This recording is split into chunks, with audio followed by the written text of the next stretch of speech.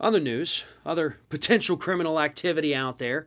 Last week, actually, in a bonus show segment, I talked about the fact that you have all of these fake vaccine cards that are becoming more and more prominent, specifically in North Carolina at the time.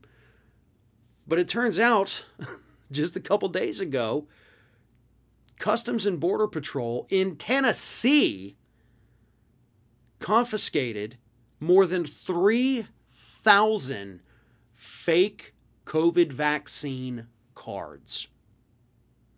In fact, it was 3,017 cards in 121 packages. The packages were labeled paper greeting cards, use for greeting card, or paper card. We're starting to see, and in fact, I think Schumer came out and said, we need a special task force to investigate these fake vaccine cards, because yes, this is becoming a very real problem here in this country. You know, last week it was, the college students are using it so they don't have to get the vaccine to go back on campus, leaving them free to infect others. But now we find out that the CBP of Tennessee confiscated over 3,000 of these fake vaccine cards. Imagine, if you will, the mentality of these people who say, well, I don't want to get a shot. I don't want to run down to Walgreens real quick. I would rather waste my time going through these dark channels on the internet, meeting with a buddy of a buddy of a buddy behind a back alley somewhere to buy a fake vaccine card instead of just taking your 15 minutes and getting your shot and being done. I don't even know. I don't even know anymore. But it's so demoralizing to see that this is where our country becomes. And honestly, as more and more businesses, as more and more colleges move to these vaccine mandates, we're going to see more of this. This is not going to go away. This is something that's going to become even worse as more places demand to see proof of vaccination.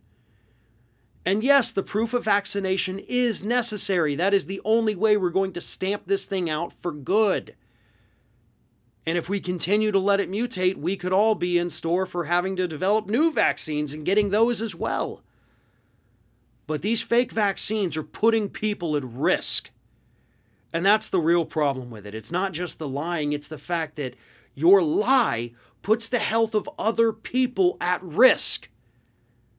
The vaccine card is supposed to be a little bit of a, security blanket. It's supposed to be peace of mind, especially if you go into a place and say, well, these people have their vaccines, I have my vaccines, we should be safe. And now we can't even trust our own neighbors saying, I got the vaccine. Did you? Is your card accurate? Is it fraudulent? This is what they're doing to us. And there's no reason for them to do this to us. The places that have required vaccines in order to enter them have carved out, most of them as far as I know, especially the college campuses definitely did. They've carved out exceptions for people with religious reasons why they can't get the vaccine, or people who are immunocompromised who medically cannot receive the vaccine. So it's not like, we're persecuting the people who can't get it. No, we're not. There's exceptions built in for those people. There's no need for these fake vaccine cards. Because every one of these cards that goes out on the street puts God knows how many people at risk. And there's simply no reason for that. If you want to go through all that effort to get a vaccine card, there are much easier ways. Much faster, safer, more effective ways to do it. And that really is one way. Just get the damn vaccine.